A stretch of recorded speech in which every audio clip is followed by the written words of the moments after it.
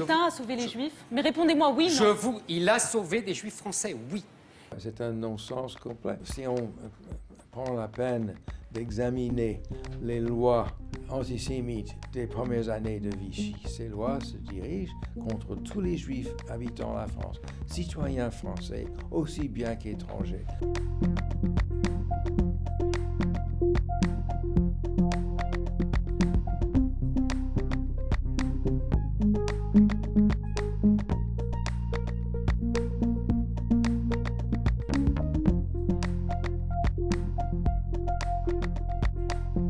Il faut bien comprendre ce que les Allemands voulaient à chaque moment, parce que ça change. En 1940, les Allemands sont en train d'expulser les Juifs d'Allemagne et ils pensent au sud de la France comme une destination idéale pour les Juifs d'Allemagne. L'idée des Allemands au début n'est pas du tout de faire de Vichy un régime antisémite, mais un régime qui accepte les réfugiés. La question d'une distinction entre Juifs citoyens français et Juifs étrangers commence à apparaître au moment des déportations.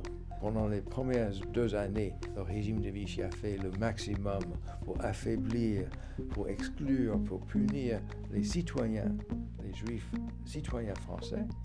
Et beaucoup trop tard et très inefficacement, ils ont essayé de freiner les départs des citoyens en déportation sans y arriver.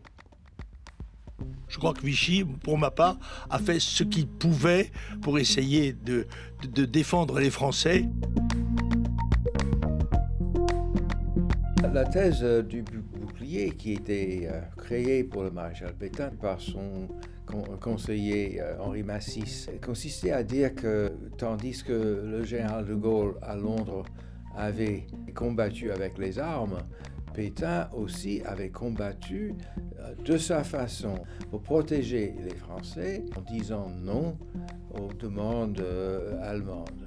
Le but principal de mon ouvrage, c'était de restaurer les initiatives du régime de Vichy. Dans le livre précédent de Robert Harron, toutes les initiatives viennent des Allemands. Mais si on regarde bien dans les archives, Vichy a pris beaucoup de décisions et beaucoup d'actions sans y être ordonné par les Allemands. Je pense que la France n'est pas responsable du Veldiv. Voilà. S'il y a des responsables, c'est ceux qui étaient au pouvoir à l'époque.